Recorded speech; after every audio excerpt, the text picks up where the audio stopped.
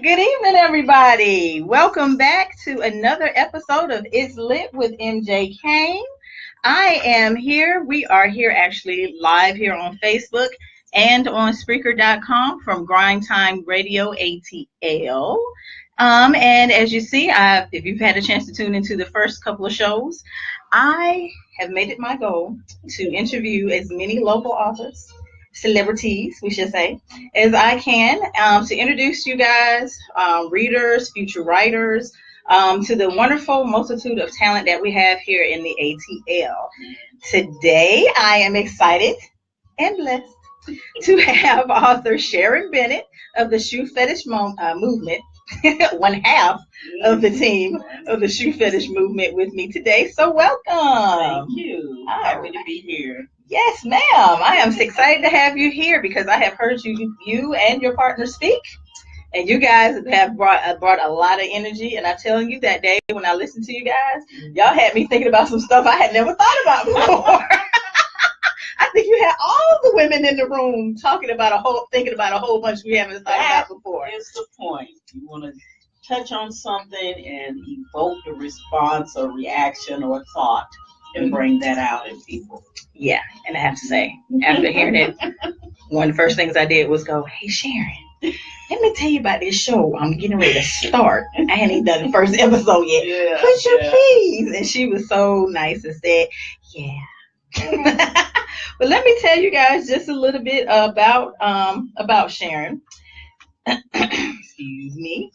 All right. So, as I said, Sharon is co-author and what's the best word to describe? Facilitator, promoter of the Shoe Fetish Movement. Founder. That would be the more accurate description. Founder of the Shoe Fetish Movement. She is a native of San Antonio, Texas. Has always had a passion for writing and for reading. That's awesome. And is an amazing, as I said, amazing motivational speaker. So first of all, would love for you to just give us a brief, because we can go into it. Okay, hello. I'm sorry. My phone is turned up right now. Let me put this sucker on mute, because people involving me in the conversation I'm not even trying to be a part of right now. Hold on. Facebook Messenger boy just woo. There we go. All right, we good. Okay, so Sharon. Yes. Share with everybody who may not have heard of the Shoe Fetish Movement what it represents and what it stands for. Okay. In a nutshell, Shoe Fetish Movement is about female empowerment. And what I like to say is we like to plant a seed of thought to provoke an action of change. Mm-hmm. We want to help women to increase their self-worth, their self-love, and self-confidence, which we feel is lacking today.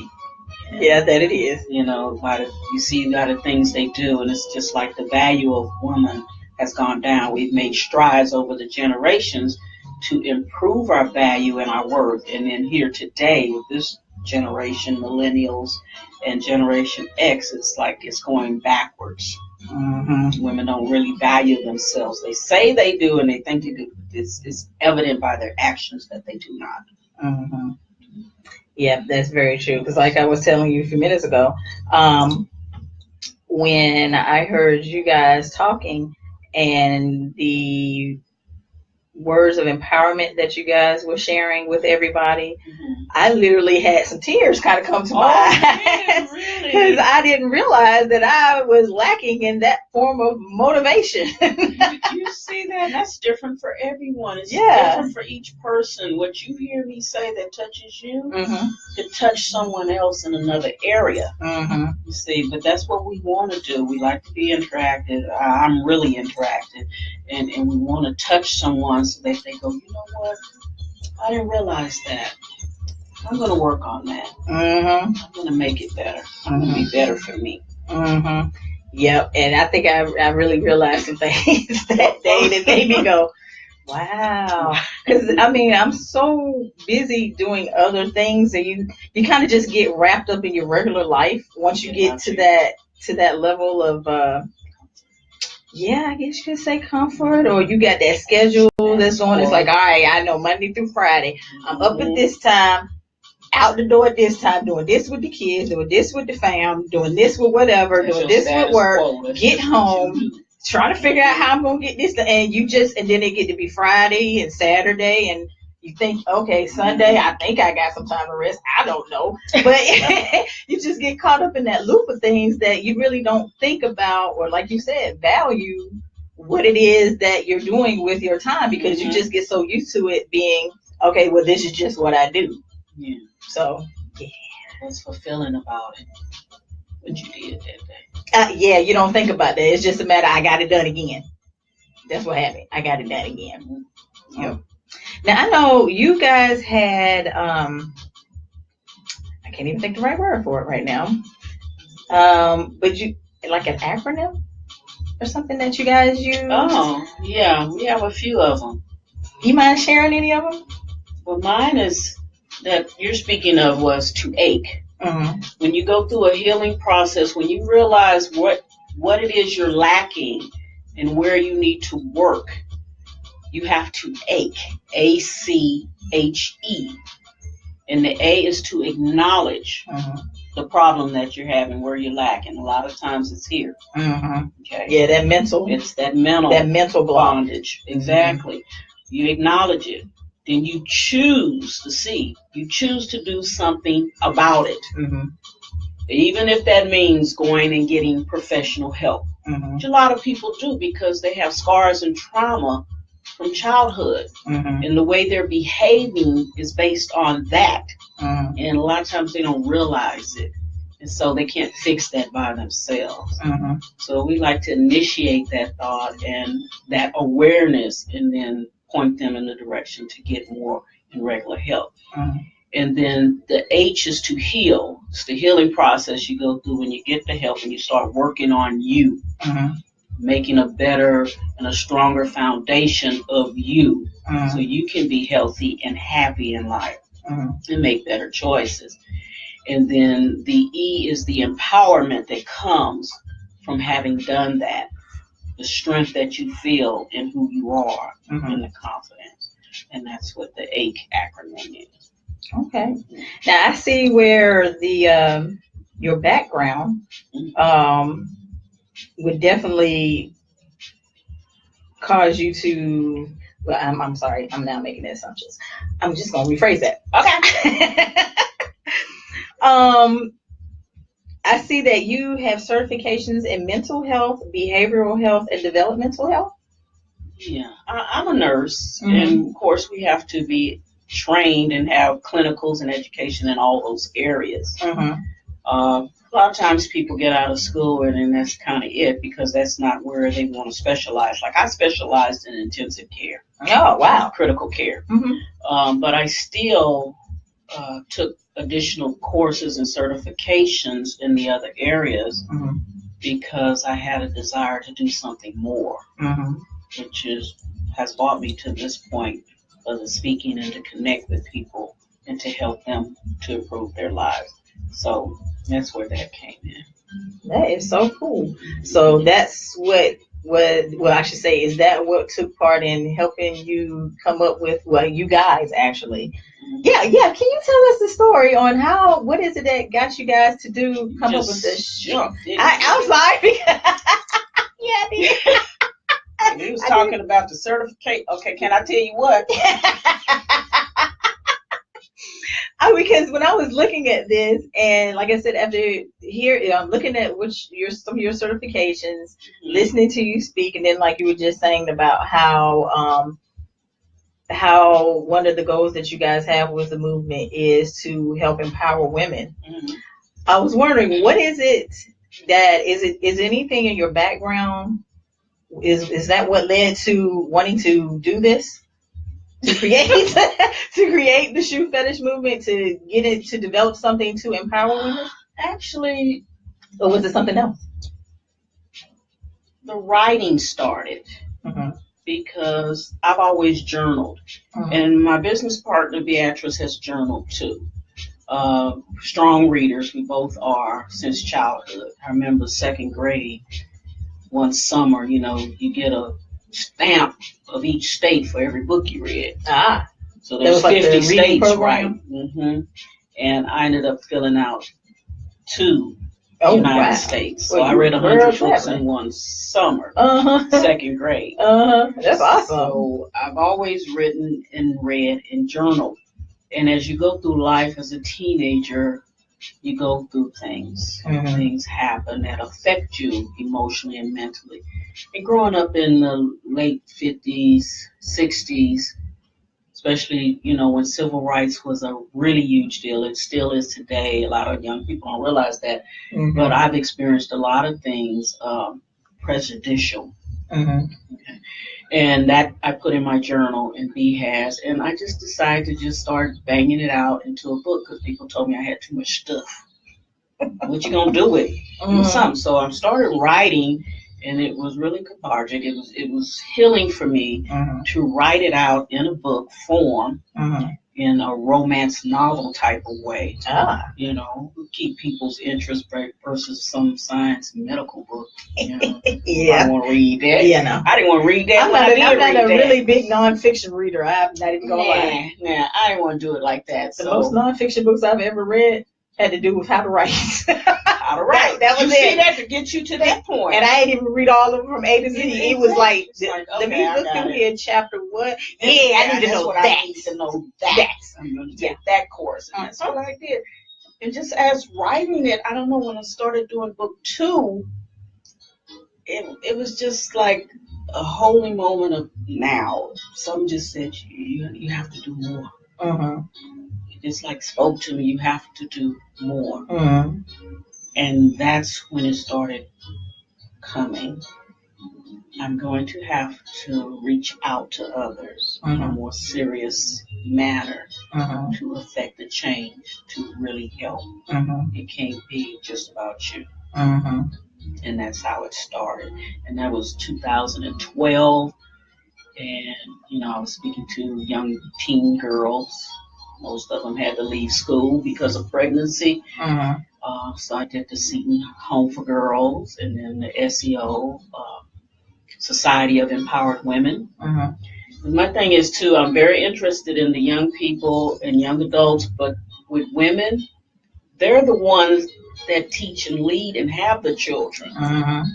So that's where we really need to make the change, right? Because they're the leaders and the kids are looking at them. Well, if you're not a quality example, do kids do what you say or what they see you do? Yeah, kids do more what they see, not what you say. They do what they see. So it's the examples that you can't just say, well, because I'm grown and because this is my house. That don't mean that. That means nothing. Absolutely That's nothing. not how they learn. They learn by watching you. And if you're not a good example, what are you raising? What is that young lady going to be? Yeah.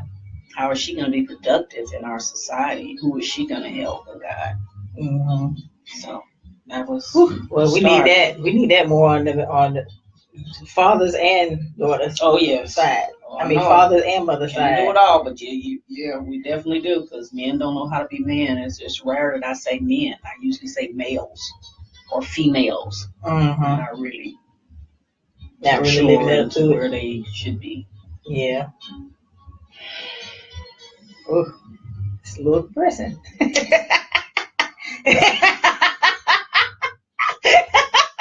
Oh, speaking of which, guys, I forgot to let you know what we're sipping on tonight. I put it all in a nice little photo. Make me look like an alcoholic. Nah.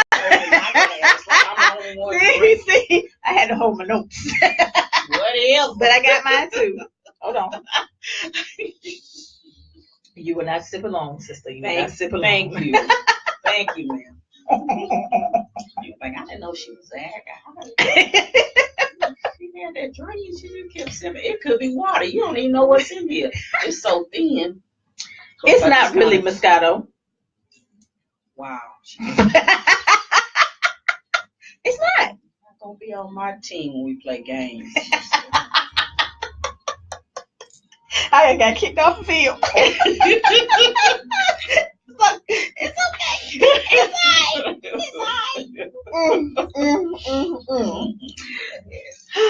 All right. So now, one of the things that I know a lot of people who are aspiring authors, a lot of people have the goal or think that, hey, if I write and publish a book, I can quit a job. I can quit my day job. No, not so. So are you full-time or part-time?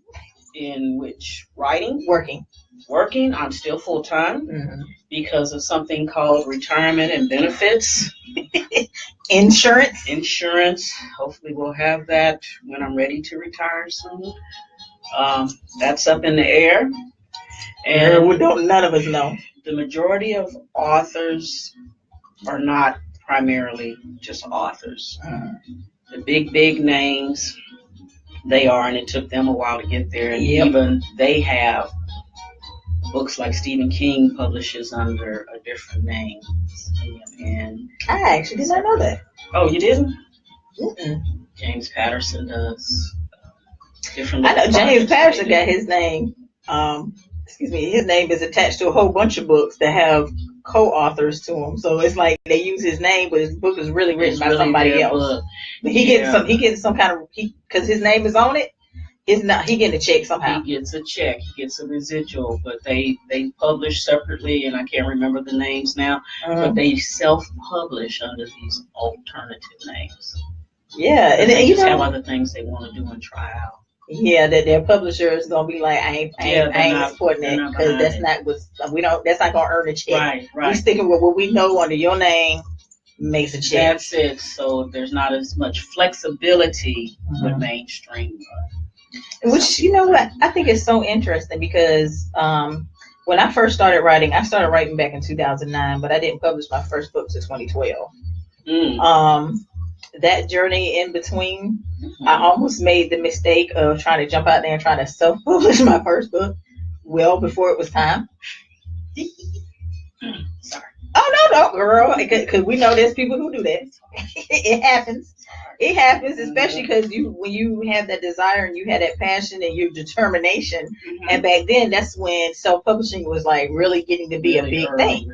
Yeah, it was just starting. Infancy stage. So thank God I joined a writers group who told me that they pulled my reins back and said, "Whoa, Nelly, no, great idea.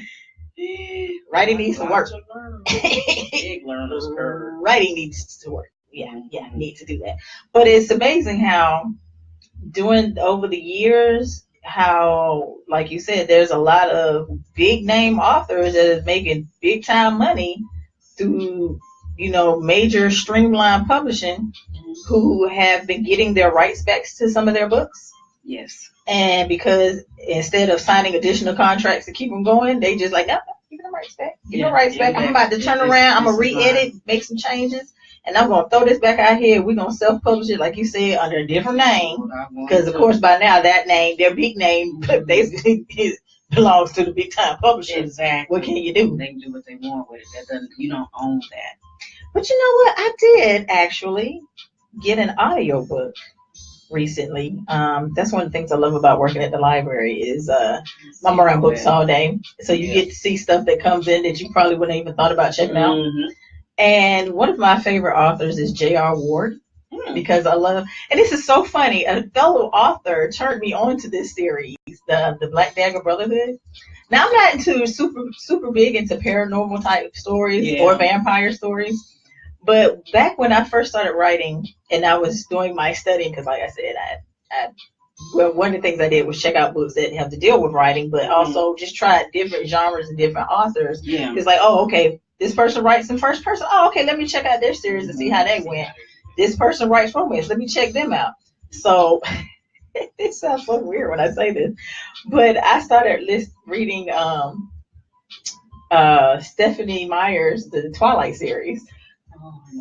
Go figure. Yeah. Mainly because I watched the movie. Because I have always been, if it's in a movie, I want to read a book. I want to see what they left out. A lot more in the book. Yeah. So I started with her, and then it was so funny because my friend was like, "Girl, you read about them little teenage vampires? That ain't nothing. Sparkly skin." Like, that's nothing. All that looks. Yeah. Like, yeah, vampires don't sparkle. They don't have glitter on them. She's like, you need to read some grown-up vampires. You need to get the Black Dagger Brotherhood. Oh. Now, I know some of y'all that's going to be tuning in at some point. Y'all know about the Black Dagger Brotherhood. Promoting him while you talking to me. Now, these some grown-up vampires. They basically, like, the best way to describe them, because the author, she says that they are not like any kind of race or anything. I mean, they're not black, white, or anything like that. They're just who they are. But it's so funny because the storyline takes place in like New York. Mm-hmm. But the speaking for most of them is more hood. So you think they be black, but they not really black. But they hood. Hood is black though. There are many hoods, Jewish hoods, Spanish hoods. Well, they black hood. It sounds like type writing. And they be drinking, they be smoking, they be drunken, they do all kinds of stuff. Yeah, they very hip. They be listening to hip hop. Yeah, they some. It's erotic romance. Which is something else. Like nuance, erotic, yeah. So, but I brought that up because it was so funny because I had gotten so used to reading her vampire series that when I had got caught up, I read her regular contemporary romance because apparently she started out under the name of Jessica Bird, I think is what it was, writing contemporary romance, but she got tired of writing contemporary romance. Went to a different pen name and gave this a try, and this has been her biggest selling series. Wow. But it's crazy because I recently found an audiobook, back to why I brought this up in the first place, was when one of her books came to the library, and I was like, oh, okay, let me check this one out. And I could see the total difference in the writing style from her, even her newer contemporary romance that she has that's out. And the way this story was told, that I was like, I don't like this. And it was crazy. I was like, I do not like this one. Oh my God. And then when I got to the point and I flipped back and it was like looking through the information and you saw, oh, this was a book that was originally written under Jessica Bird that she didn't got the rights back to, and she done recovered it, and republished it. But she actually did republish it under J.R. Ward. And I think she did that because she figured it would sell. Because if she tried to do it under Jessica Bird again, nobody would get it. So it's just interesting how things have changed to where you got so many people who are trying to get into the publishing industry who want to jump out and just get, I want that big contract so I can make that big time money. Not realizing what the people who've been in that game and doing are trying to get out because they see how I can take my big name or at least notification of that name and get a bigger piece of the pie. Yeah. And it's like that in the music industry. Oh yeah. We've seen this transformation occur. Well, the same thing's occurring with writing. It's not like you have to be with a mainstream publisher anymore. I actually know about 3 artists that are with mainstream publishers. And there's not that big check. Like one of them did initially get, she said 100,000 to start with them, and they have a lot of awards for their writing. I mean, they sell a lot. And the other one, she didn't get that. She got 25,000. She's like, well, I thought I was, and she didn't get that black card either, credit card. And they still have to put their time and energy in to get their book signings and extracurricular items scheduled to promote themselves, because the company doesn't say anymore, we're going to do all your promotion. Oh, yeah, they don't do that. Commercial. No, you have to do that. Oh, yeah. You have to do. There are very few. How many books do you see advertised on television by authors? The only person I can think of, because James Patterson. He has a little commercial. He had a commercial about, I think there was one commercial some years ago where he actually was promoting an adult book and his juvenile series. Because he has a juvenile series too. That's my point. James everywhere. Stephen King. You don't see other authors advertised like that. These are long-time money makers for them. And people tend to buy just because. But the environment is definitely changing, and it's faster. And if you want to be a business person and an entrepreneur, you need to get your chops in order and learn the rules of the road and do your thing. Be an entrepreneur. Mm-hmm. That's just my recommendation. Yeah, and to understand that when you're an author or even whatever creative outlet you're looking for, knowing that the fun part is really just the writing. Yeah. Because that's the part that don't take as long. Yeah. The work comes in, the marketing and the promoting and the getting, like you said, the speaking, re-editing. Yeah, edits, and oh God, I can't tell you how many times. Oh, Jesus. How many edits do you go through? I hate it. We've done, I'd say 4 on book 1. Book 2, we're on number 3. You learn certain things and you want to change up certain things, and this time we got an award-winning author and editor to assist us on it, because we wanted to improve and make it better, because we're stepping to different levels. We're hitting the next levels in things that we're doing. Which means you have to grow too. You have to grow and you want to make it better. And that's the thing. You don't stay stagnant in life. You're not the same person all the time. Why would your writing be? Why should your book should change to reflect that as well? And it will never, ever, however, be perfect. Because no matter who edits, no matter what their awards or degrees, human imperfection, people. Somebody else will see something and say, well, no, that's wrong, and it should have been that way. You will never, ever please everyone. The people that have the most opinion are those that haven't written or published anything. Except for that little local newsletter.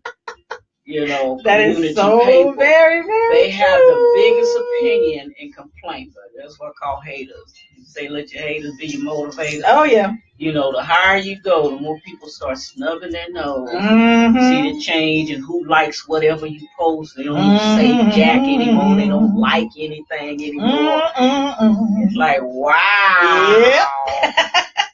Exactly. I see it, though. I see it. I know.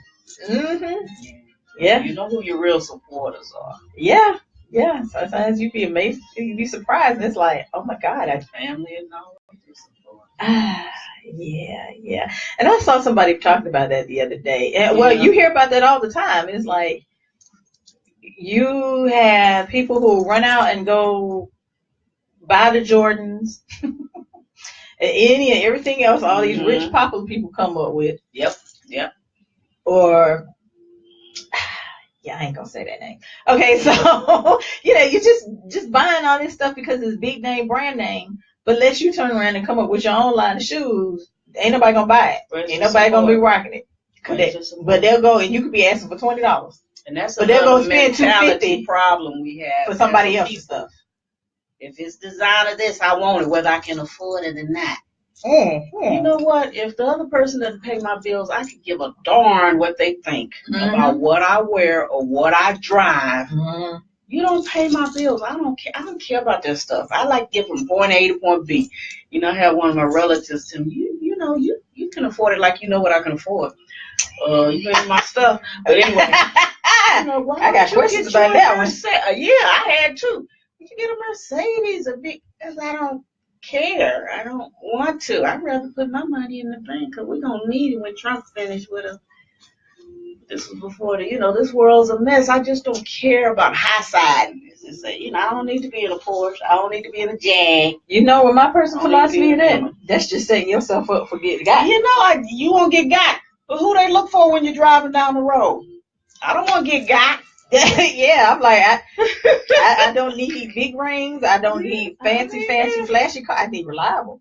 People want to meet you, men come up to you. They see what kind of car you get out of. Like, what you need? What you over here for? I don't want to have a billboard. Look over here, Mark. Yeah, that's okay. You want to be able to know you can safely get in your transportation. That's it. Without getting assaulted. I'm just a normal run-of-the-mill girl. If I can come over here on Southwest Atlanta and do whatever, you'll tour to get in. I used to work over here for years.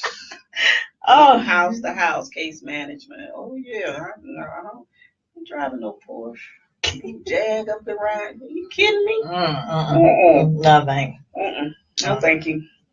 I just rather be low key, Got what I need, what I want.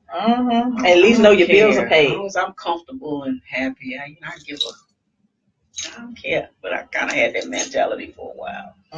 Whatever. Of course, you want to go buy it for me, you go do that. In the meantime, I'll keep taking my trips. Because you can afford to do that. I can afford to take my trip. There you go. To Africa. I've been all over the country a few times. Oh, wow. Then we go to wine. When I come back from Colombia, I'm going to go to the wine country in California. Sweet. I'm going to take another girls' trip kind of thing. So. I tell you, y'all be making retirement look like fun. I'm not retired yet, but I plan to get there. Well, I mean, I'm just saying that it's some people that I know that have been at work that I've worked with here recently that have recently retired, and you look at them on Facebook, they in Hawaii, they over here, they over there, they over here. That was nice. And it's like, I don't want to you work hard for that. You should be able to enjoy that. But how can you go enjoy that if you're busy paying all these high bills just to try to impress somebody you don't even freaking know? Because some other you got a man that got a bunch of bills and issues, and you working to pay his stuff. No, that's not for me. No, thank you. Work this hard. Let me get what I want. So let me ask you. You were talking a little while ago about your first book that you wrote. Did you ever publish that, or is that something that just kind of stays in the vault because you got to a point to where you? The first one was a biography I did on my father. Oh, really? Yeah, he was a civil rights activist in Texas. Oh, wow. Yeah, so he went through a lot, and so he did a lot for family history and research, and so he shared that with me. So I combined it with his history and putting our family history in it, and I really did it for our family. So we'll always have that; it's always there, written down. Now, how many family members bought the book? Girl. And a lot of them don't know all of our history. Wow. But them jokers there, I know y'all hear me talk about you because most of them on Facebook. Wow, they didn't buy the book about their family. Daughter, so they didn't buy the book about their family. A lot of them didn't. Few did. Few did, but you expect more. You send out an email, and they're supposed to pass that around to everybody.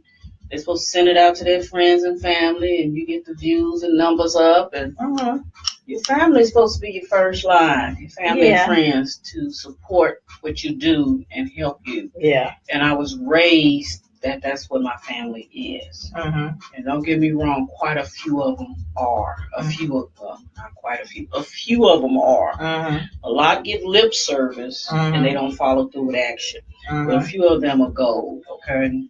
One of them lives here in the Atlanta area.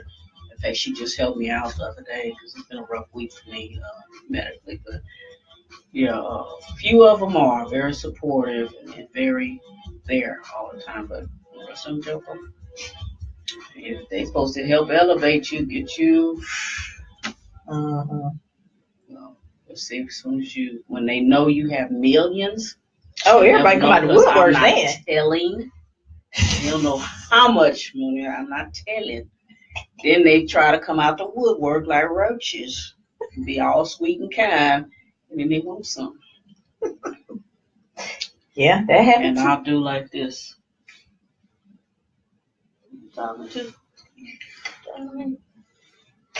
Yeah, I remember. Now, with these shoe fetish books, you and Beatrice, y'all are, if I'm not mistaken, y'all been knowing each other since y'all were in like elementary school. Y'all go way back. Junior high. Okay, that's still way back. I know. That's really nice. That's really nice. Like 13. Wow.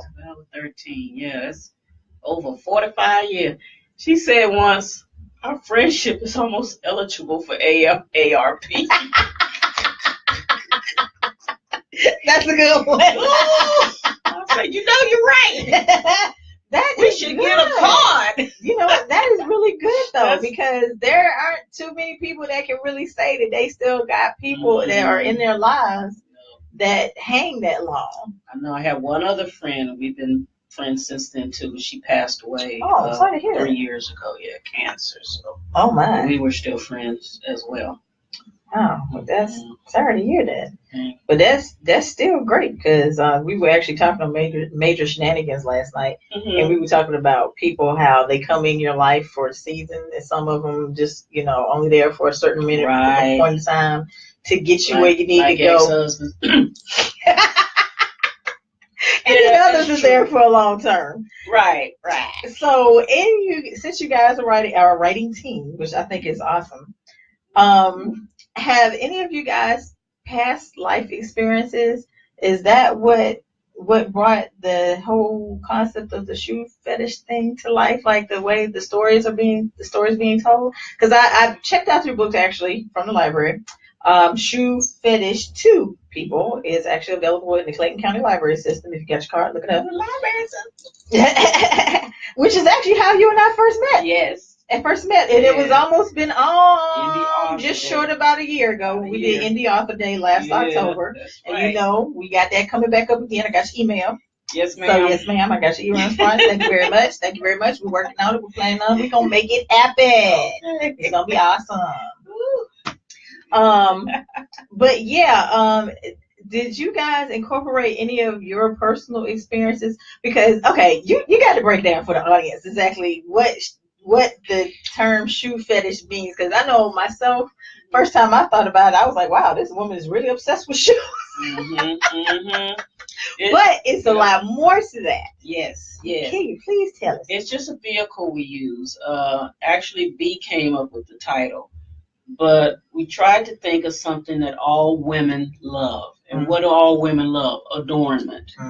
The jewelry, the shoes, the hair, makeup, things like that. And throughout time, throughout history, it's been that way. And we really today love the shoes. So we decided to use that as the vehicle to grab that attention of the market of women that we want to empower. And shoe fetish is love of shoes. Okay, but it's just a vehicle to elicit that response. And we have different things that we do in our speaking activities and games that are used to help elicit that. And so these 3 friends are from San Antonio, and we've not only incorporated some of our personal experiences, but that it's a composite of different people we've met throughout college, school, young adulthood, and we kind of combine them because you can't have that many characters in the book.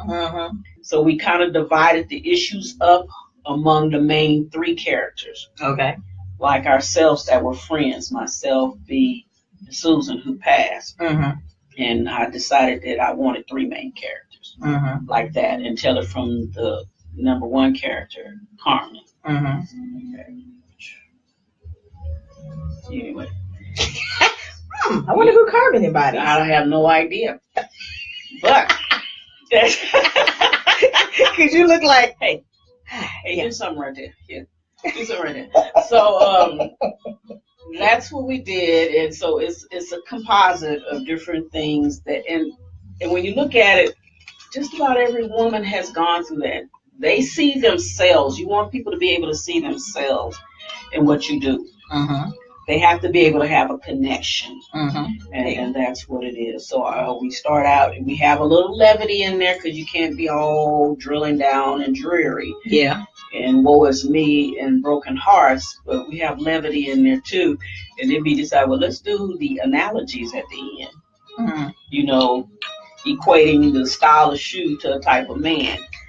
Relationship. And I thought when you guys said that at that meeting that day, I was like, oh, wow, okay.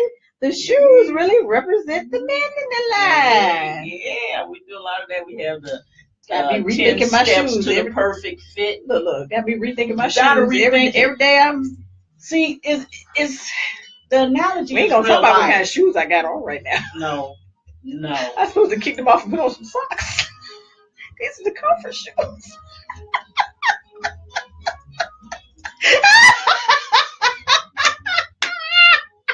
Hey, but I've been on my feet all day. You can be comfortable. You can be comfortable. There's nothing wrong with being comfortable. They're just not the ones you be showing. Yeah. That's why they ain't on camera right now. They're just not the ones you need to be showing. But in the analogies, when you think about it, how often, when you go shoe shopping, how often is it just because you are in need of a new pair of shoes? Like the old ones wore out or they tore, you broke a heel. How often is it because you have to have, for utility reasons, a pair of shoes? Not the only time. Very few, right? We tend to go shopping emotionally. Mm-hmm. Either we're getting ready for a special event or a date. Mm-hmm. And a lot of times we'll find that shoe first that we just love. Then we'll find the outfit that goes with it. Yeah. Yeah. Or we just got out of a relationship and we're brokenhearted and we want to feel better. So you go buy some. We go, that's it. Mm-hmm. That's what we're saying. Mm-hmm. So that's why we use that in those analogies. Because that's what we do. Like my girlfriend said, shoe shopping. That's how my co-author does B. She did that at the speaking event. Deep. It is. Right, B? Because you don't think about it like that. It's just you don't. You know what? The crazy thing about me is, I have been married for 23 years. Whoa. More than half of that, I've been a stay-at-home mom. So it was never really a need for me to go do any kind of shoe shopping beyond sitting. You just wore the high shoes around the house or something all day. Or some socks and barefoot. That was exciting. You know what I'm saying? Exactly. No. That was thrilling. Whoa. Then I got to the goal, didn't you? Yeah. Yeah, we had to come back up. We kind of do that sometimes. Can't bring it back up. Had to bring it back up because you got so used to the kids the girls' hair being done, the boys having their hair cut. Everybody walk out of the house, you got them looking all nice, and here you come wear your tennis shoes, a big t-shirt, and some blue jeans. Whoa. With your hair in a ponytail. But you can't. Susie Q across the street looking all cute and sharp, winking. Get in there. So then you get past that, and then it's like, okay, now I'm at the point to where I started doing the writing, started publishing, then I actually went back to work. So now I went back to work as part-time, and now I'm full-time. So now it's like finding that balance and everything. Yeah. It's like I don't have time for too much more than just a pair of comfortable shoes because I'm on my feet walking all the time when I'm at work. And around, I do outreach stuff, so I'm out in public a lot and dealing with little kids. Love that. I used to do a lot of volunteering when I was younger. Took my kids too. Yeah. So I'm dealing like with with pre-K, like for pretty much pre-K. 2-year-olds, 4 to 5-year-olds. So it ain't but too much more comfort. I think I'm falling back into the mom's. Wait a minute. Yeah, Chica. Because it's like I'm dealing with little kids all the time. Oh God, I gotta think about it. So what's that about? Have you thought about why that is? No, but I'm starting to think about it right now. Oh, okay. I'm not trying to analyze you. It's just something that stands out. Ooh. Let me take a sip of this Moscato and think about this for a second. Hold on. For all the people who aren't looking at the video, but they listening. I'm sitting and thinking. It's okay. It's okay. Kids need help. Yeah. So it's that time to fall back on me again. All right, got it. Thank you. Yes, ma'am. Duly noted. Okay. All right. Woo! I might want to check this book out. Be reminded of a few things. Yeah. Well, we already know names was changed to protect the innocent. Yeah. Guilty. The guilty. Oh my. The guilty. Yes. That's what we say. Change to protect the guilty. The guilty, not the innocent. The guilty. I like that. Mr. Bunions. Mr. Bacteria infections. Ooh. These little brief descriptions. Mr. Corns and calluses. Oh my. Mr. Hammer Toe. Ooh. Mr. Heel Lift is good. He'll lift. Mr. Spurs, ingrown toenails. Okay, wait. Let me just. You mind if I share this real quick? Okay. Okay, now this is the analogies they have written in the back of the book. They done broken down for us, sisters. Whew. Oh, girl. So we want to do Mr. Dry Skin, Mr. Spurs, and Mr. Ingrown Toenails. Oh, Lordy. Okay. All right, let's go with Mr. Ingrown Toenails just because it sounds so interesting. Okay. You must cut your nails properly, as failing to do so will lead to ingrown nails. A situation when the nail of your toe will start growing in instead of out. Ouch. It will cause pain and fungus infection over time. How this pertains to a relationship. Ooh. It's over. But you cannot bring yourself to end it because he is a nice guy. You like fringe benefits. Or you just do not want to be alone. Whatever the case, stop dragging it out. Some people stay in relationships for decades for all the wrong reasons and miss out on the beauty of growing in a relationship and into who they would. Wow, this is interesting. Yep, I'm going to finish reading this one. All right, yeah, girls. Y'all might want to have to check this one out. So it's a lot to it. You have the book and the romance fiction issues they're going through, and you grow with them because it starts with them in middle to high school, goes through college, through past college into early career. And then we have the book club questions at the end. And then for fun, they have the analogies that they can discuss as well. So we have a lot of that in the speaking events. We use shoe cards, we call them. You said shoe cards? Like if I give you a card with a certain pair of shoes on it, what memory does that elicit? What do you think of when you first see that? And stories come out behind that. Then I've had events where we do a shoe fashion show. Oh, really? Yeah. So I did that for the young girls. Like they had to tell their story of their favorite pair of shoes. They had to bring their favorite pair of shoes. And their favorite pairs involved like being purchased by the father that had died, a boyfriend who left them when they found out she was pregnant. Ooh. You know, deep stories. These shoes, people keep shoes for years and years, not because they're still good and don't have a hole in them, but because of that emotional connection. Yeah. Yes. And so they bring those shoes, they tell the story, they give 3 negatives about themselves and 3 positives. I'll read the positives when they model. The negatives are for them to work on later. They have to do the best job going down that runway because they win gifts for second and third prize. Oh, okay. So that's when we have the music and stuff. But yes, we have different programs that we do. Oh, okay. So how often do y'all do those type of programs? Ooh, it's picking up now. Like, is it something that you guys just market and promote, or is it something that people can reach out to connect with you guys and have you guys come in? Yeah, we come in. As always, it's, our website, shoefetishmovement.com, and we have the programs listed there. There are 8 main programs, but we do customize because we did an event in April, and she wanted us to do something on the power of the mindset shift. What? Did she come up with that idea? Yeah. What did y'all do? I told her to go to the website and tell us which one you want. Becky. I don't want her name, but and Becky said, I want you to do the power of the mindset shift. That was not what was on your website. It was not on the menu. Because her mind had already shifted. It shifted. But, hey, we can do that because we do a little customization. We did it. All right. They loved it. All right. Because you think about it. This is all about shifting your mind and your thought processes. And why you do the things you do today. Who are you? So, yeah, we were able to do it.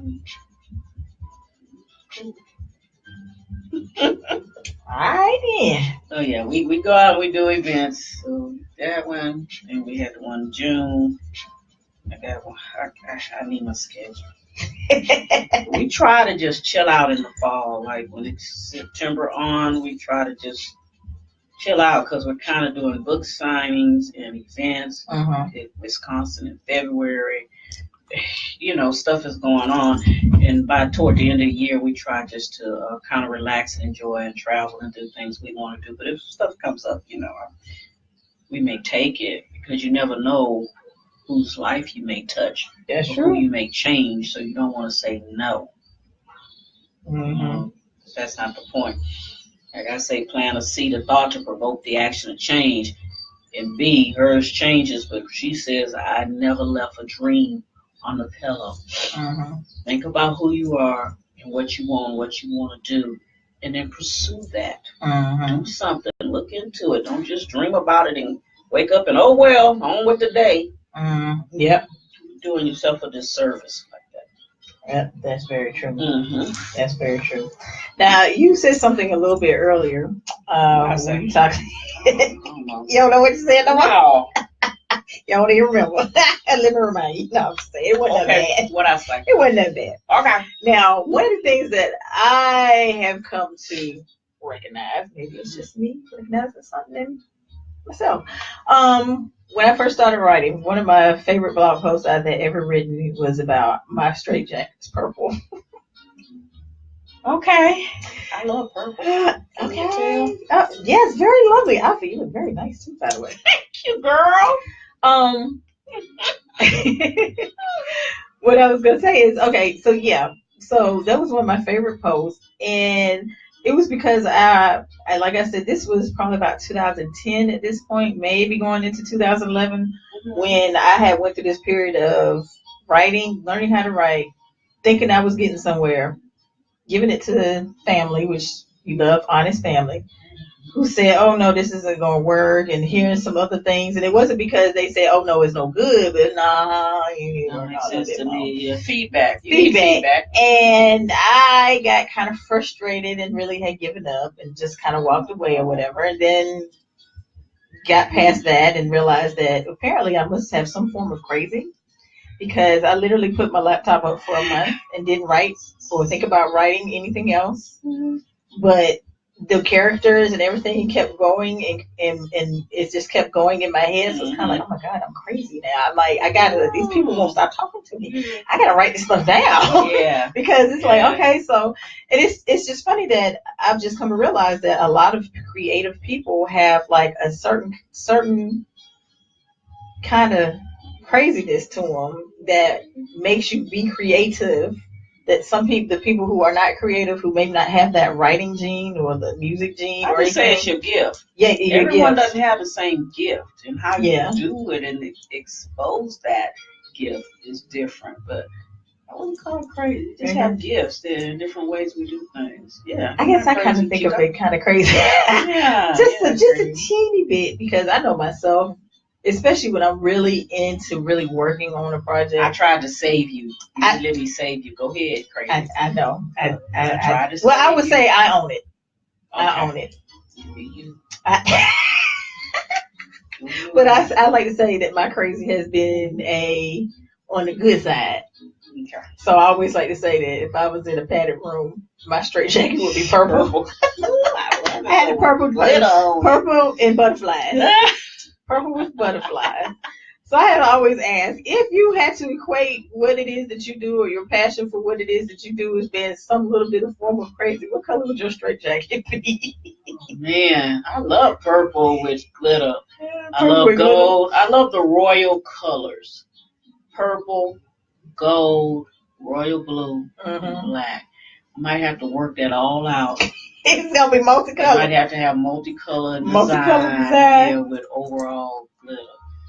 I have a friend. We've been friends for over 30 years. And he always said, "Girl, you crazy. Girl, you crazy." He said, "But I know you. You've been the same. You don't change. That's you. If anybody tell me anything different, I know they lying. Because I know you." So, and this is what you had said earlier. You had said, I guess it was when you were talking about your journaling. It was kind of like a form of therapy, maybe, to a degree.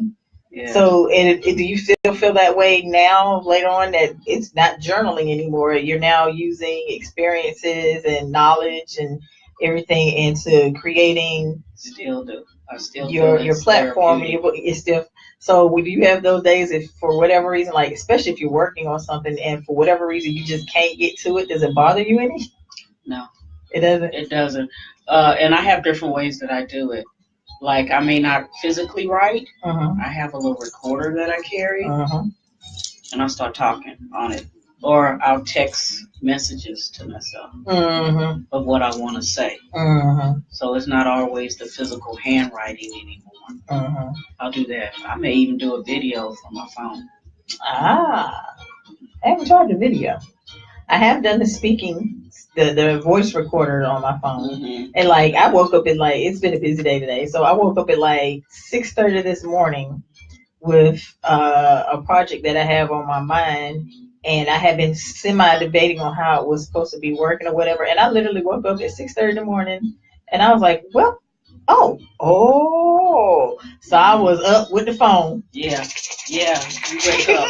Something by the bed, something in the car. Because if I don't do it now, it's not going to feel the same later. I got to have this inspiration down on the paper right now. So when I look at it later, because it was so funny because on my way to the studio today, I wasn't driving, I was riding, and I pulled out my phone, because like I said, it's been a busy day, and I pulled out my phone, and I went back and edited what I had written. You edited what you sent to yourself on the phone? Yeah, I did. Already? Because I know, it was just funny, because it was just typos that got on my nerves, because I was just, it was just little typos that got on my nerves, and it was like, oh, okay, because my attention is when I get a moment. My plan is tomorrow, if I finish the rest of school shopping, is to get the laptop, and I'm going to take it from that to the laptop, and then we're gonna keep it moving. The typos drive you crazy on Facebook? Yeah, me too. Simple spelling, stuff they should learn in junior high. You are. Y-O-U apostrophe R-E, not Y-O-U-R. You know what? English was not always my favorite subject in school. Oh my God. One thing I have to say, since writing, I have a very good friend of mine who's also, she's also a published author, but she also is an editor. So she always does me the great blessing of going over my manuscripts before I even send it to my publisher.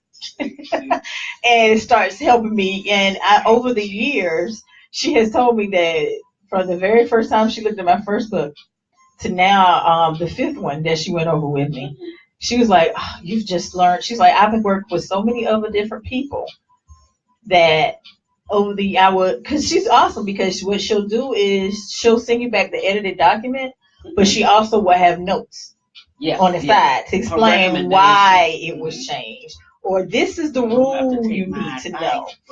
Yeah, this is the rule, and this is why it was changed. And then if she knows it's one of my weak points, that if she's like, all right, I already corrected like 10 times, so I know when this manuscript is gonna keep coming up, I'm just gonna go ahead and put this note from here on out.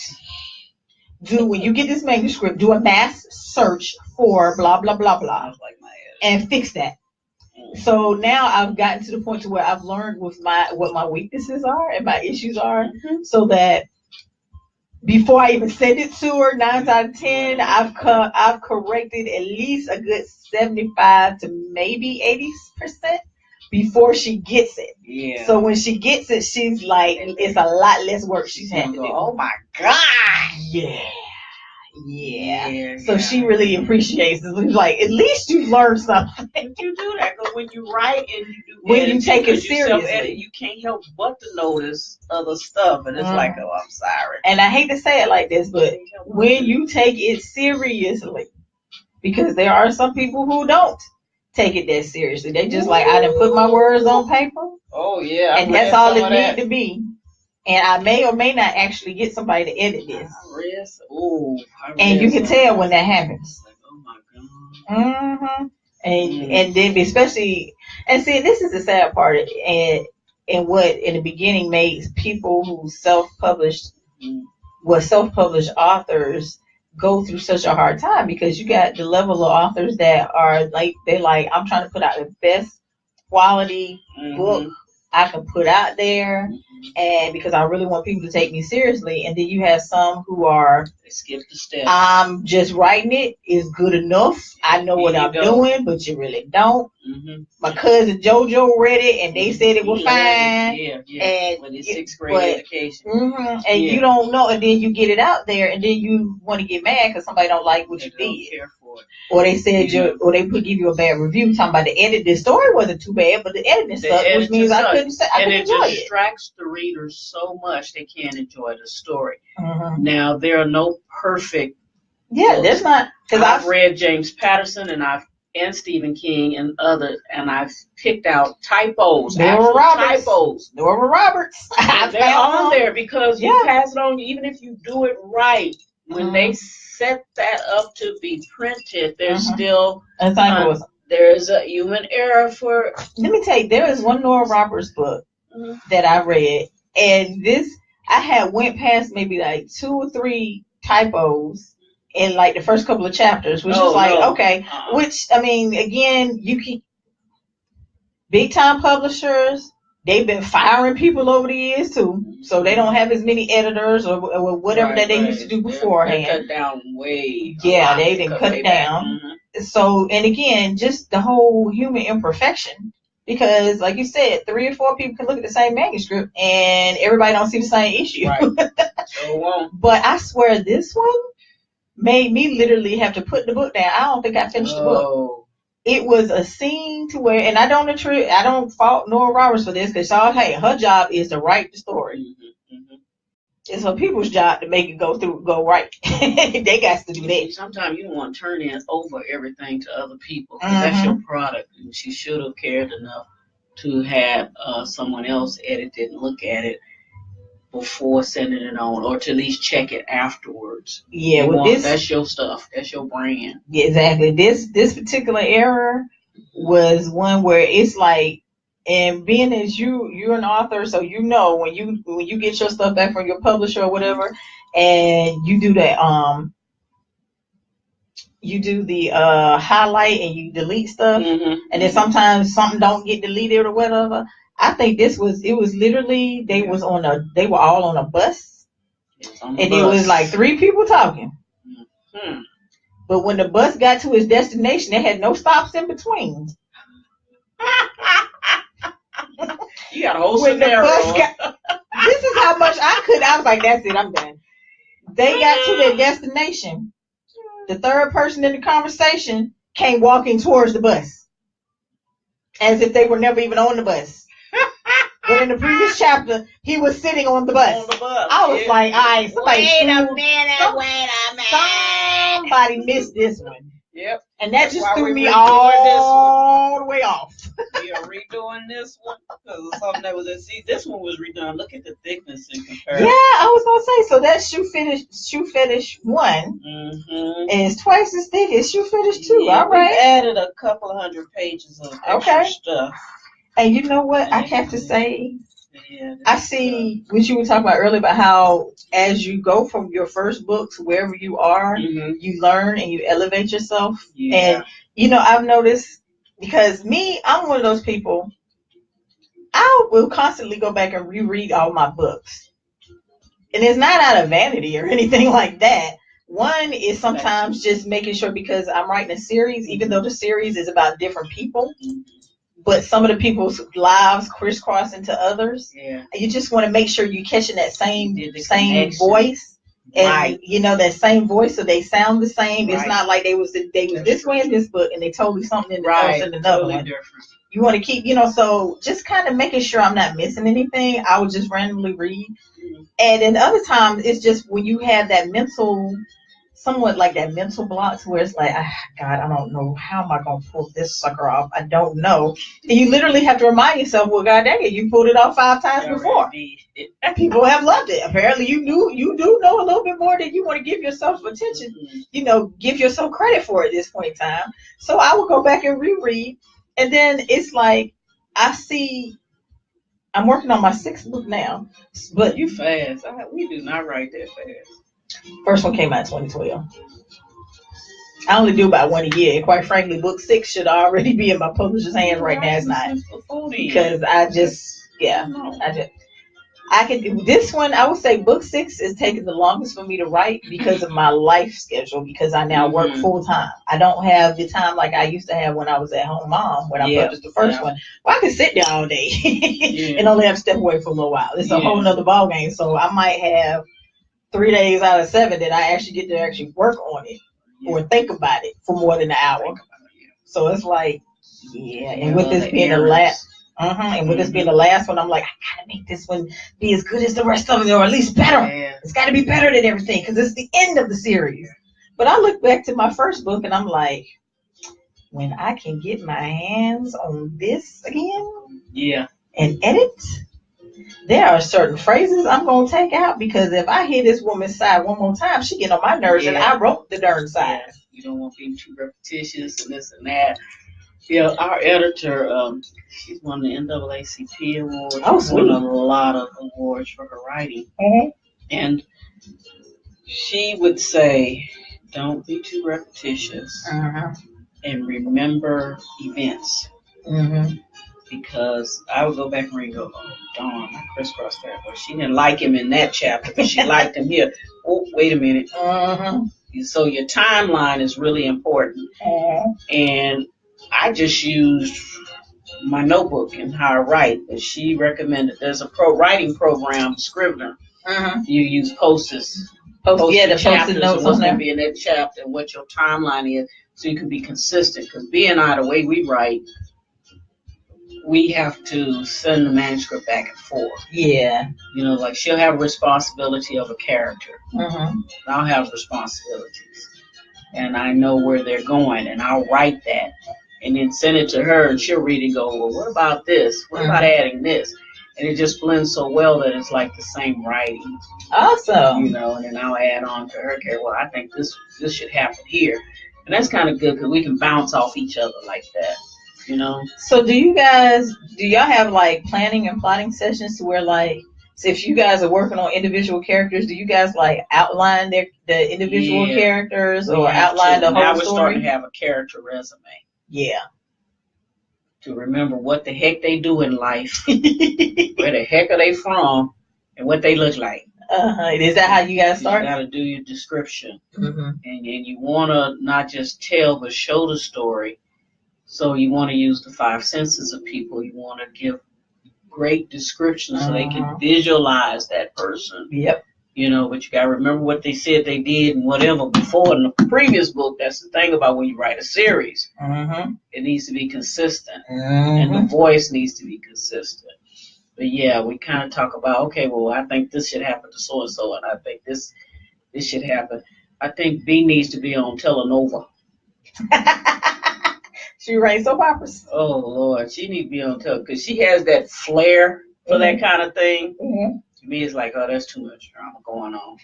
She likes to get going with that drama, those relationships. I said, okay, I like that. Let's come back a little bit right here. Oh, that, she's really good at that.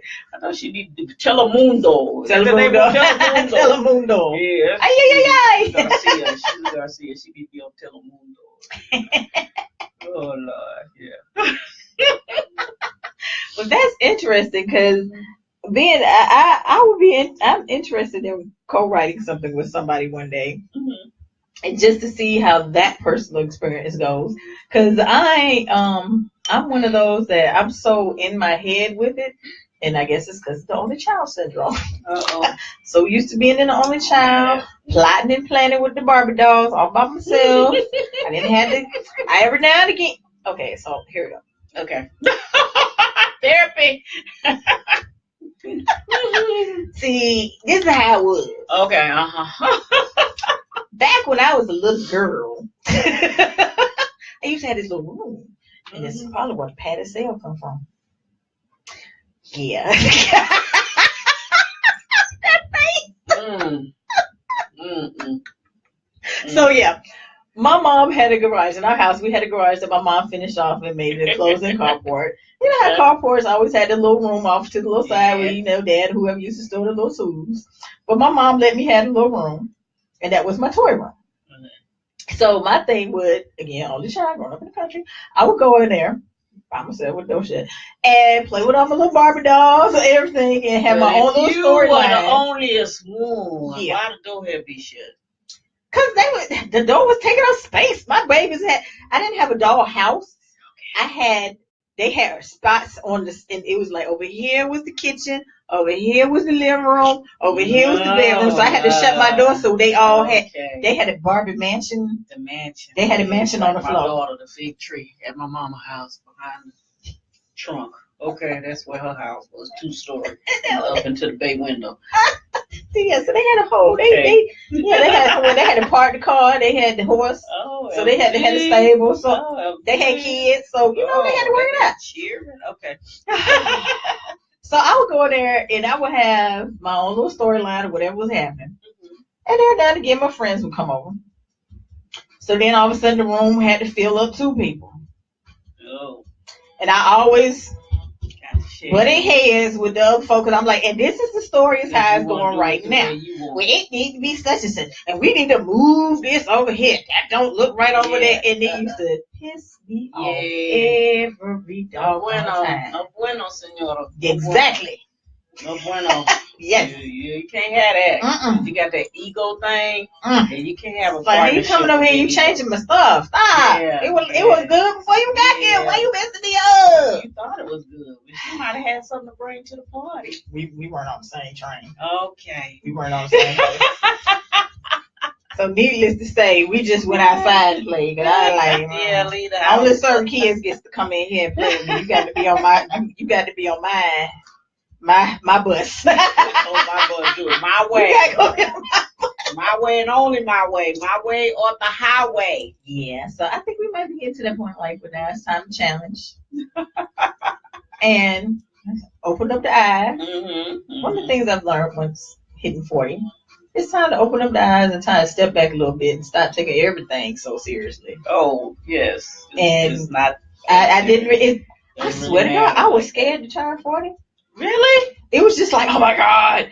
But it was like, it's like, I guess it was like somewhere in there it was some kind of light bulb that just clicked off somewhere between 40 and 41, because I'm 42 now. Somewhere between 40 and 41, a light bulb just clicked back and said, let go. All right. I stepped into my own. I'm here. And I'm at that next stage. Yes. Yeah, it's kind of like, let go. Don't, just, no. Yeah, not saying this stuff don't bother me or anything like that, but sometimes it just take a little bit more now. I see why you have older people that come in and be like, whatever. I have time to be wasting no energy and time on that. It's like, you're doing too much. I can't. And then you look at some of the younger kids, the younger people, the generations and stuff, and you be like, getting wound up over stuff that doesn't matter. It won't matter in a few years. It won't. Nobody even remember, and they mess up their whole life behind this. For what? Doesn't matter. I really, that thing about like gangs and the block, and this is our block. You don't own jack. You don't own no property. Probably still live with mama, daddy, grandma, whoever. You don't own any property.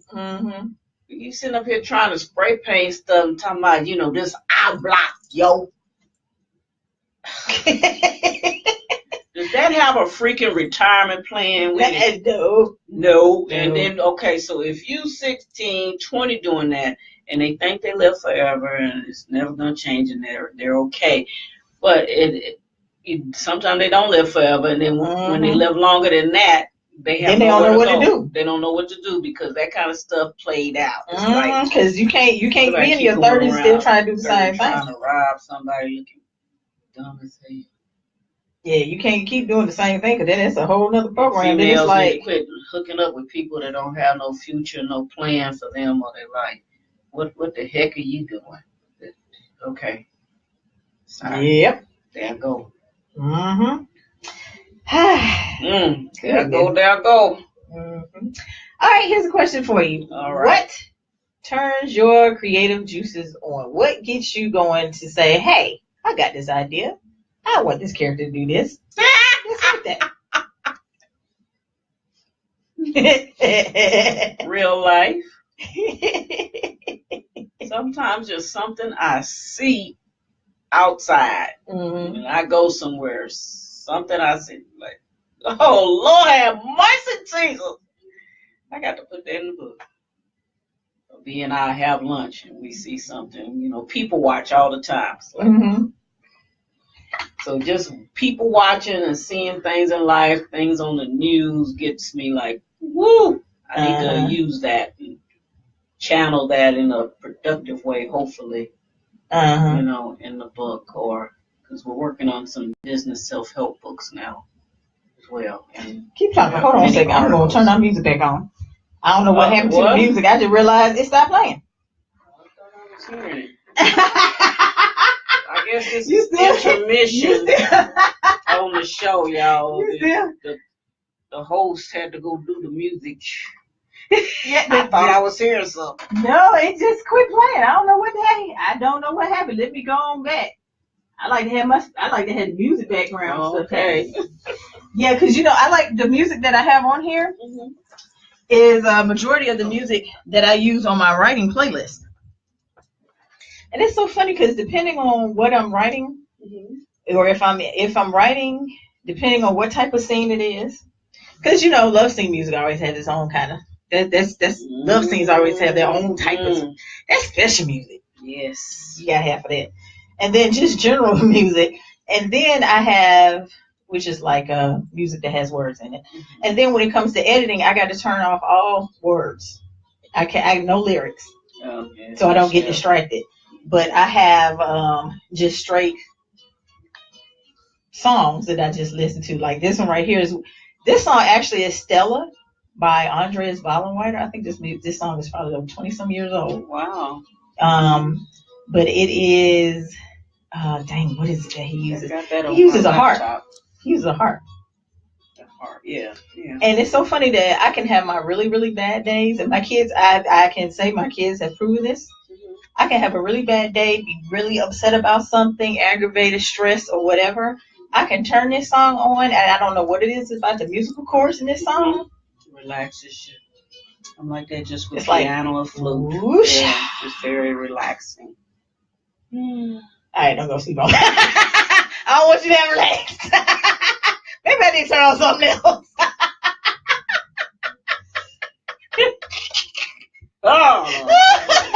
I didn't relax my kids just a little too much. My bad. And relaxing music. Oh my God, what you want me to do? Jeez Louise. But yeah, that's our inspiration comes from somewhere everywhere. Just kind of whatever I see. I could be thinking of something. I could be watching TV and then something just pops in my head. Of course, I have to write it, record it, or something so I don't forget. I saw something one night because I don't go to clubs very often, and we were actually at a club for a rap battle actually, and it was so funny. I'd be so out of place. We were going to support a friend of ours, and it was so funny because I saw this guy, and it's funny because I forgot about it, but as I was going through my screen of notes on my phone, I ran across it. I was like, I have not used this in a story yet. I wrote this for a reason. Didn't go back over it. I'm like, God, where can I fit this thing in? I have to. There was actually a dude in there with a shirt on that said certified side N-word. I'll just put it that way. I was like, he is wearing a shirt that say he's a certified side piece, basically. He advertised. And he advertising.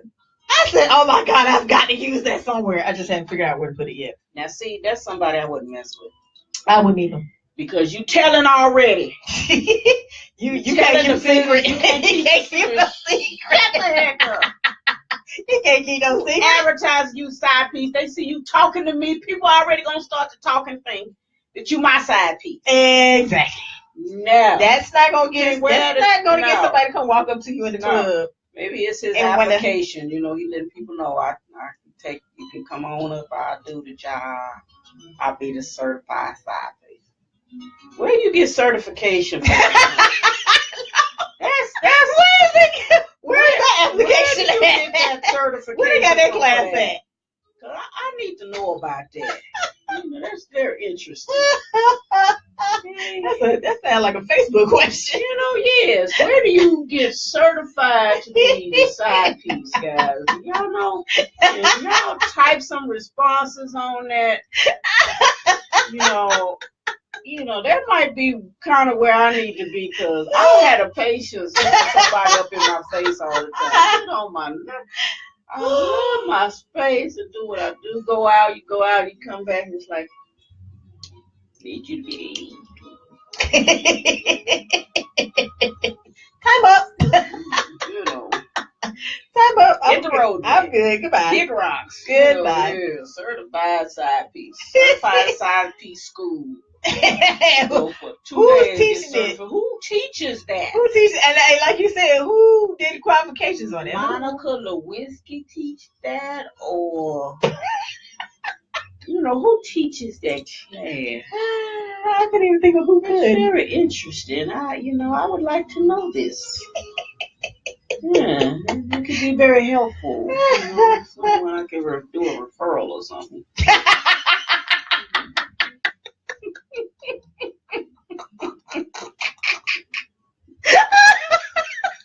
Stop. Lord have mercy. Oh God, that's hilarious. Woo, boy. I don't know. That might start some writing juices right there. Let me think about that. Right? And the current story that I'm working on. Can I use that, or is that for set up for another something totally different? That'll be a good comic relief spot. Cause we have a couple of points in the book where they go out to the club and they see people and they make these comments about them. Like they talk about this guy, he can't let go of this girl. He always goes for the helpless one, the one that has no education, barely has a job, barely keep one, and she always needy. She always needs something. So we say, you got to get on 1-800-SAVE-A-HOE. That's who they go. Baby, you don't need me because you're doing everything for yourself. Well, good. I won't be leeching off your ass all the time. Ooh, I cursed. All the time. That's all right. We grown. I'm a strong woman. I need a needy woman that's a little light in the brain, listen to everything I say and agree with what I say and just do it. For 1-800-Captain-Save-A-Hoe. Put that in the book. That's where that came from.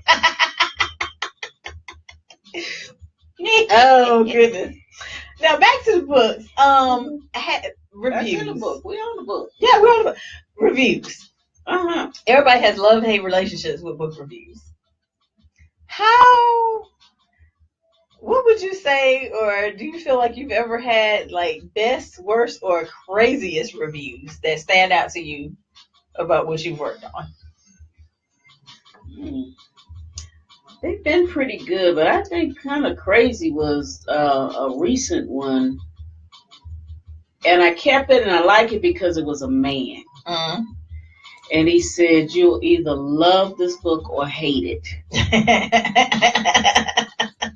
Love or hate. And then he goes to talk about it and everything he loved about the book. Awesome. About the beginning and the description in San Antonio and how these women came together and had their issues and how they fought through, and everything was praising it. He said it's really, really well written, very colorful. You can visualize the characters, and that's what we want to do. But you may hate it if you're a guy, I guess, because it's from a woman's point of view and the issues she's had. Now, if you don't like it, then go write you a freaking book and do it from the man's point of view. But I can't write. No. Oh, okay. I'm saying that. I can't write from a male's point of view because I've never been a male. So, but yeah, he said you'd love it or hate it, but he went on to talk about everything he loved in the book, and it was really a glowing review, but just the fact that he started out that way, I was like, what? I felt some kind of way about it at first. I just wanted to send an email, but then I didn't, and everything was so good, so I thought that was kind of crazy. He would say that. You love it, hate it. Well, I guess he kept it real. Yeah, good. At least he ended up. I want to know what made him pick up the book and read it. That would be the question. If you email, that'd be a question. So what exactly? The Red Hills. The Red Hills. And why? Did he think the redhead? So, back to reviews. Have there ever been any comments in your book reviews that you've taken and said, hey, I'm going to take this little form of criticism? Because telling you what, boy, being a published author, you got to develop some thick skin. Because you might get some reviews that be tearing you down or whatever, and you got to not lose your desire to do what you're doing and know and feel strong about what it is that you've written.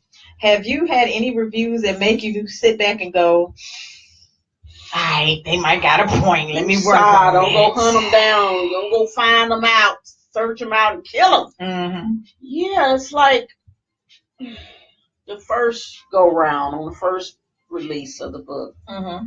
A young lady wrote and said, I was so distracted by the grammar errors and the typos that I could hardly read the story. Mm-hmm. But then they try to get into what they would have done. Well, it's not your story. Don't tell what you would have done in a story. Mm-hmm. That's when you overstepping your boundaries. Yeah, that's when you just write your own book. Yeah, it's hard for them to stay in your place. Mm-hmm. And it was weird because we had an editor. Yeah, someone said these girls need to get an editor. The story's great. They love the story. Mm-hmm. These girls need to get an editor. Mm-hmm. As if, on page 2, they didn't see the editor name. Mm-hmm. The girls had an editor.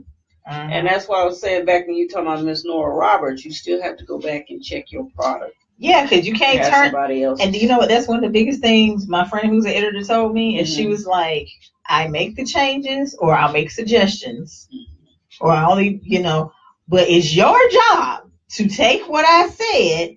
And sometimes if it wasn't like just changing the correct spelling of a sentence, of a word, using the right tense of a word, okay, that shall change. Yeah. But if it's this whole paragraph or this line, you need to rethink the way it's structured, and this is my recommendation. Yeah. You have to physically make the change yourself. Don't take it and just hit the auto change, hit that button and just automatically makes all the changes that they highlight, that's highlighted on the document, and say, all right, it's done. I'm done. No. And then you get them reviews and be like, but I had it edited. And then you want to get mad at your editor. And the editor be like, did you go back and review what I said? Go back and review what I said. I said you need to rephrase this. Did you do that? I said that this has already been put up here. Did you change it? Yeah, exactly. You were inconsistent. Did you change it? Because she said she had too many people that want to come back and cuss her out about it. But they didn't do their part, because like you say, when you edit, it's still not get an editor, you still have to go. You still got to do work. It takes so much time, and the process gets so long. Yeah, that kind of thing. And I just I liked it, but I didn't like the errors, and I didn't like this, and yeah, whatever, chica. Yeah, that kind of thing is. Yeah, but it happens. Yeah, and we have made a lot of changes. So I've had them too, and I'm like, I've had 3 different people look at this book, and that are actual editors. So I don't know what it is that you're saying. I'm not saying you're incorrect, but I don't know what it is that you're saying that's making it be constituted a major. I feel like issue. I was being lectured. See, when something hits when it hits that nerve, and you feel like that means you feel like you're being lectured, then this is something that applies to you. This is you. But the editor, the last one, she wanted us to take, some stuff. Well, I don't see the point of this in the story. Well, I do. You had that little moment of war with you're back and forth. So some I took out and some I didn't, because this is what I want to say, and this is applicable because what is happening. See, I love mysteries and suspense, and I like to build up the stuff. And see, like, she didn't see how this is molding the character. Because it was like she was lecturing, but why is she? Why is she saying that? Why is she thinking that way? There's a reason. And that's the point of these books. And you're missing that. It's not just a little romance novel. It's deep. It goes a little deeper. And that's when you have those people that give you some of those reviews that don't understand the concept of what it is that you're writing, because they're stuck in a particular type of writing style, or still it's really storytelling style, because it's a contemporary romance, and that's what they expect. Yeah. Because I've had those kind of reviews. Just tell me a little bit and move on. I don't want to really know nothing. I've had those kind of reviews too, but my stories are mostly women's fiction with elements of romance, of interracial romance, because sometimes the characters aren't same race, and a little bit of contemporary romance, and to a little bit of typical. And other than that, it's about more of the character's emotional journey, not them just falling in love. Yeah. Because I've had somebody actually give me a review where they pretty much, once the characters fell in love, they pretty much thought that was supposed to be the end of the book. Now that's general contemporary romance. Or they're from a different country. And so you're saying something like, even if you're from this country and you're from the South versus the North, the way you say things or the things you know are different. So when I didn't understand what that meant, and I think explanation should be given, but no, boo boo. No. Like I give you an example. What is a dressing mirror? The mirror that sits upon the dresser. The mirror that sits upon the dresser. That's what I think of it as. Dressing mirror.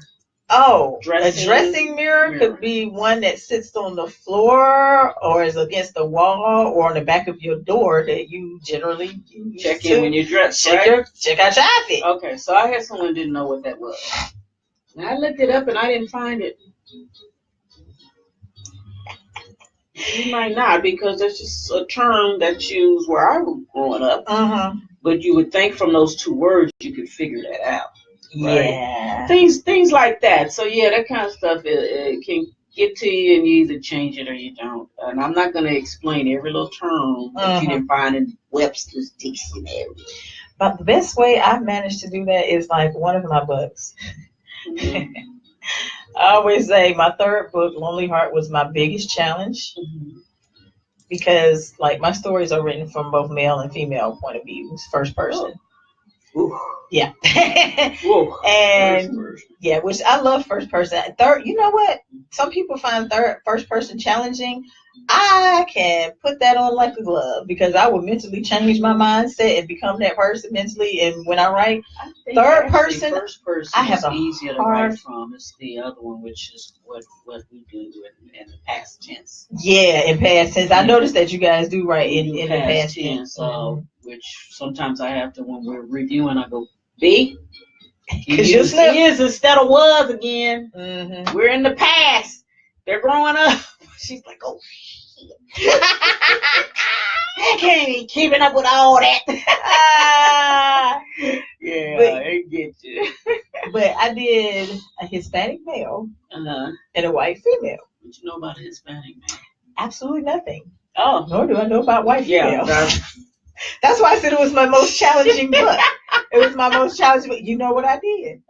I watched a lot of TV. I found an actor that I liked that was Hispanic, and I watched the heck out of the TV show that he's popular on.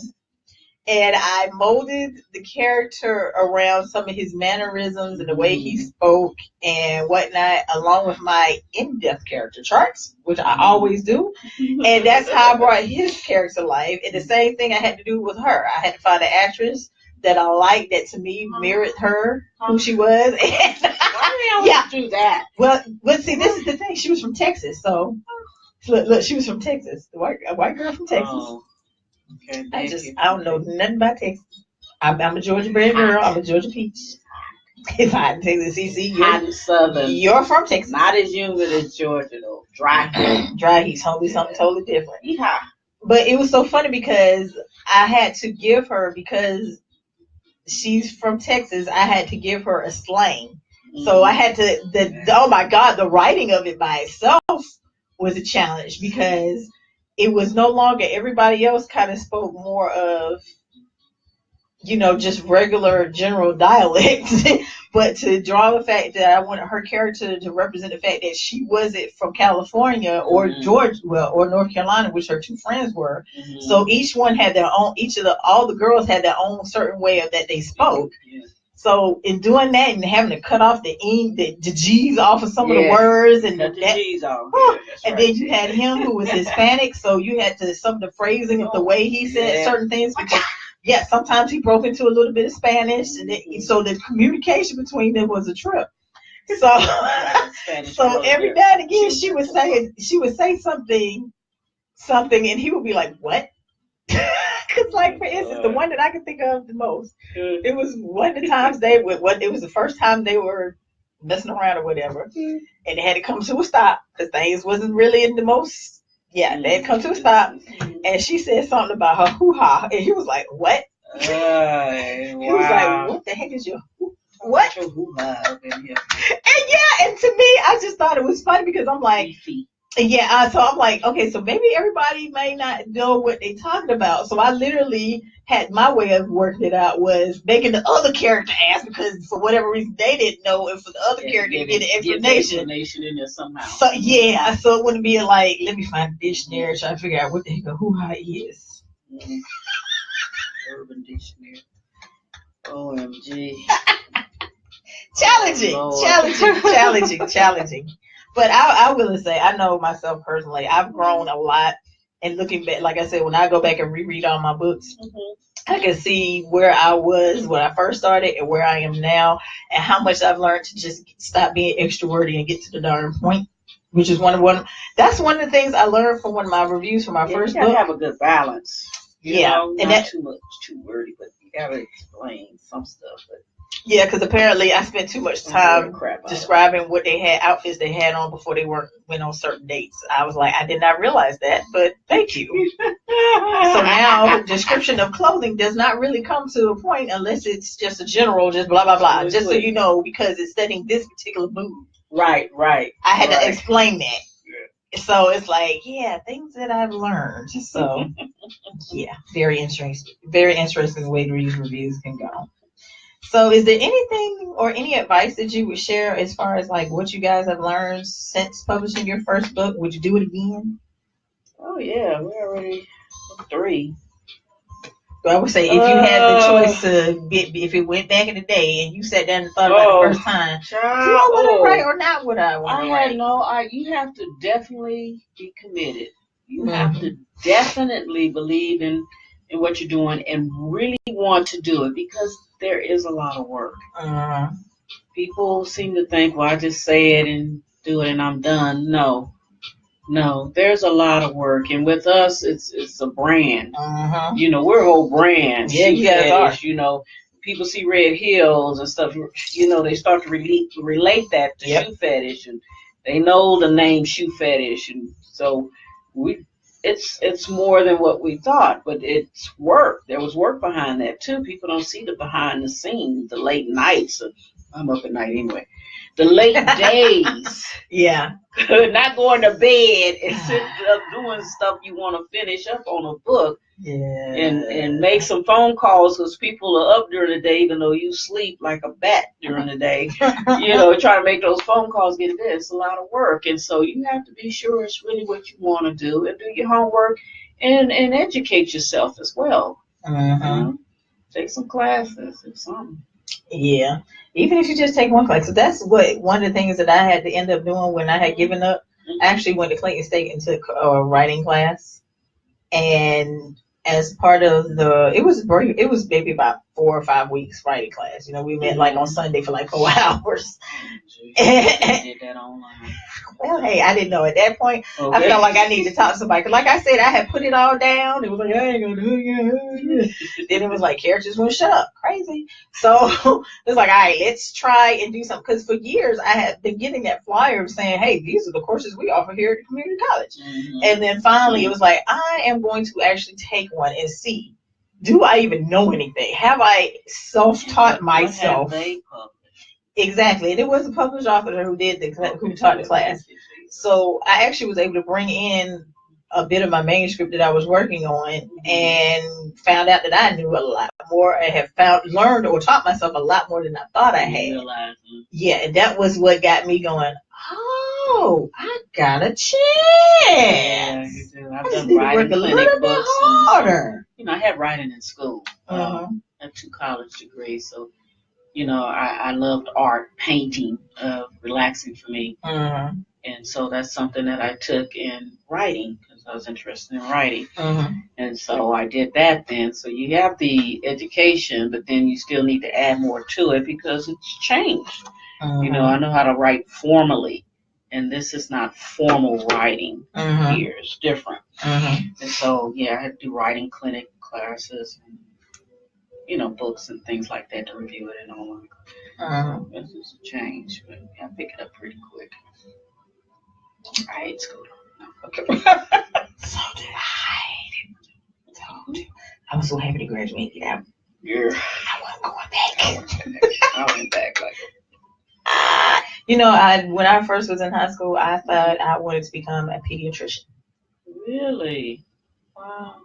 I don't know why. I have a natural love for children. I guess That's I why do. you still volunteer around them. I guess that might have. If I could do it without having to go through about 8 more years of school. Because when I did the research and found out that you had to go 4 years of regular school and then 4 more years of this, and then you got to get a job interning basically somewhere before you could really get, residency. I said, I'm gonna be in my late 30s before I get. I'm being a Miss Life. Have a lot of school debt. Yeah, no, thank you. Yeah. So now, what's important. So technically, I am still a pediatrician. Have been. My oldest is 22. My youngest is 15. So I have at least 22 years of at-home pediatrician work. At-home training. Need aspirin? I got it. No, that's what you need on that. Got it. Band-Aid. Under that fan, got some paper. Yep. Yep. Cough drop. Got it. Yeah. Yes, ma'am. Didn't cost nothing except diapers and food. Diapers and food for 20-some years. Staying up late when they're sick. Yep. Oh my gosh. Yes. So what's going on with you now? You said you guys are working on your 3rd book now? Yeah, we're re-editing this one. And that's Shoe Fetish 2. Shoe Fetish 2 and working on Shoe Fetish 3. Actually have the cover done and everything. We have a lot of balls in the air, as well as the business self-help books that go with the speaking programs. That's awesome. We're working on some TV things, getting ready to do some TV promotion. Oh, sweet. So we have to do our one sheet for that. My particular segment that I want to do, because she has what she wants to do and I have what I want to do.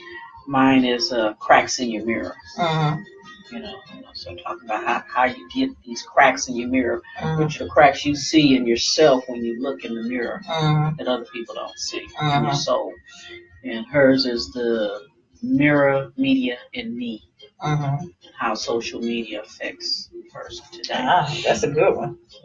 Because some people spend way too much time judging themselves based on what they see other people. Or try to live other people's lives, and that's not their life, which is my thing starts out. Reality TV is destroying women's relationships. That is true. I mean, people don't want to hear that. It's jacking people up. Reality TV ain't even reality TV. Real. How many people that sit around drinking wine all day, traveling all day, having ridiculous conversations, and hanging out with females that they don't even like? Exactly. I'm not gonna keep hanging out with somebody I don't get along with. Nobody do that. Or that's ignorant. Anybody got sense? Don't do that. Ignorant. And calls me out of my name. That's not going to keep happening. And who wears makeup and eyelashes all day? But you see these young women going around, young females, constantly trying to wear fake eyelashes and makeup all day and had their nails all done. Probably barely got $100 cash in the bank. Or what? It's this image that they're trying to mimic. That they see on TV, which isn't real at all. And not realizing that those women sit down in a chair for however long with a team of people that put that together. That's right. Because I guarantee you, when their camera is not on them, they are not walking around the house like that. They are not looking like that. So it's this image of extravagance Yeah. that really isn't real. It's fake. But it's promoted to the average, everyday female. Yeah. Like, this is what you're supposed to be. No, thank you. And this frenemies thing. You know, I don't like you or give a darn, but we friends and enemies. Yeah, no. Nah, that's ridiculous. So, yeah, that's what my thing is about. Okay. Mm-hmm. All right. Well, we're looking forward to hearing some more about that. So, all right. So tell everybody where they can find you guys. Right now, we're right here talking to MJ.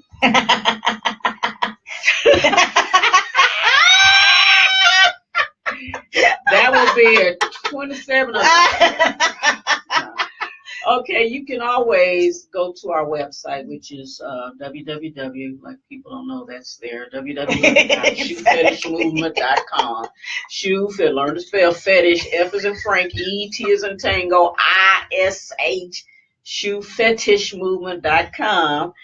We're also on Instagram, which is the word shoe underscore. That's the not the mid dash, the lower dash underscore. There you go. That's how you spell it, right? Title shoe underscore fetish underscore the number 2. That's us on Instagram. Mm-hmm. Okay, and then of course on Facebook it's the Shoe Fetish Movement, and then our own names. We have our own pages as well. Get the book and see what our name is. Twitter, Shoe Fetish Move. And LinkedIn is our own names as well. So, okay. We have an 800 number, 888-321-9604. Don't call and play on the phone just so you can listen. I mean, really, get a life. You would not believe it. Oh, really? Yes. Oh. But if you're interested in us speaking to your group or having a book signing or something like that, then you can call and leave us the information and we'll get back to you. But I mean, if you call and listen to the message, leave a message. No breathing. No, we doing it deeper here. You'd be surprised. I don't know what people are doing. I don't know.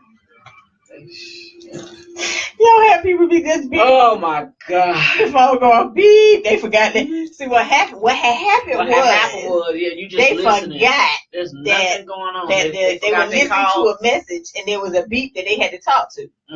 But everybody's so used to not talking to people they text. So when you listen to a voicemail, it's like, oh, somebody gonna answer in a second. Let me just hold on. And then when it go beep, and you just be like. Guess how mad I'd be if you call and I'm tired and I'm asleep and it's 3 a.m. and you call them to see if the phone number's real. That's how angry I would be if I answered that. So just leave a message. We will call you back. No deep breathing, please. No deep breathing. No deep breathing. Yeah. Realize the phone has beeped. Yeah. Realize the phone has beeped. Leave a message or hang up immediately. Same. Woo! All right. Yes. Well, thank you so much, Sharon, for being with me this evening. I have definitely enjoyed our time. Thank you for having me. And I definitely look forward to finding out what else is going on with you guys with the Shoe Fetish Movement. Please make sure you always keep me in the loop. I will be more than happy to share. Always. And as far as Sharon is concerned, if you guys are tuning in, watching this later, or listening in on Spreaker.com at a later point in time, please go like, share, and follow the Shoe Fetish Movement on Facebook and all the places that she just gave. If you didn't remember what they were, rewind. Go to the website. Go to the website, shoefetishmovement.com. Or rewind. It's on all of that. Please like, share, and follow this post on It's Lit on with MJ Kane on Facebook. And also make sure if you have free time any other nights, just to let you know, we have other shows that are going on here at Grind Time Radio ATL. Yeah, honey, I'm reading my notes. Ain't no shame. Look, ain't no shame. That's how we make sure we get it all in. Producer. Put them notes down, girl. Put them notes down. They can see it. Oh, join myself and host Lady Kane on every Friday night here at Major Shenanigans. Just look for us on the Major Shenanigans page on Facebook. It's also available on Spreaker.com as well as iHeartRadio and iTunes. That's every Friday night. Every other Friday night, there's the party team hosted by Lady Kane. She will be on next week with her special guest. I believe that is LB Keys. He actually joined us last night on Major Shenanigans. It was a lot of fun. So they'll be tearing it up that next Saturday as well. And if you are into the music scene and want to know what is going on in the underground music in the ATL, check us out, Really Real Thursdays with Pretty Tigger. She just celebrated her 1-year anniversary this week. So, woo! What? But she is on every Thursday night. And I am so sorry I forgot to give you the show times. Major Shenanigans is from 7-ish to 9-ish every Friday. Yeah, sometimes we get a little late. We try to be on time though, but hey, it's called just got off of work trying to get to the studio. And traffic in Atlanta. Exactly. That's what it called. Exactly. The party team is on from from 8 to 10. And Really Real Thursdays, I believe, is also on from like 8 to 11, if I'm not mistaken. I apologize if I didn't say that correctly. But yeah, definitely check us out. And I hope you guys enjoyed yourselves. I hope you guys learned something new. Be sure to join me again in 2 weeks for my next guest. And I will be announcing who that next guest is later on next week. Other than that, be sure to check out Miss Sharon. And definitely check into that shoe fetish movement. Y'all really like that. On the move. Yes, on the move. Other than that, have a good night, guys. Thank you. All right.